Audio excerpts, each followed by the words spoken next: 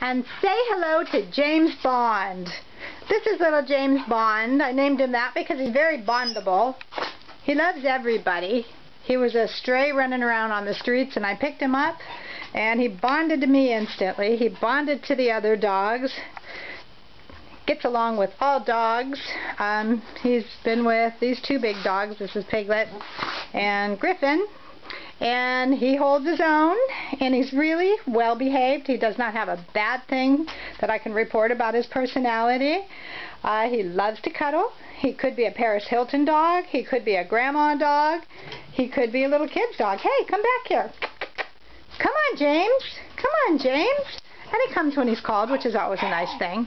He is a little bit of an escape artist, which, you know, he's small, so he can get out of places, but even when he does escape, he does not run away.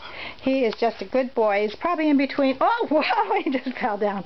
He's in between like 1 and 2 years old, and he looks to me like he's got a little seal face, like a baby seal. Look at that.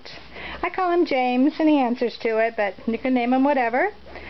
He's in really good health, and he is available through dpsrescue.com, and this is October 30th, 2011.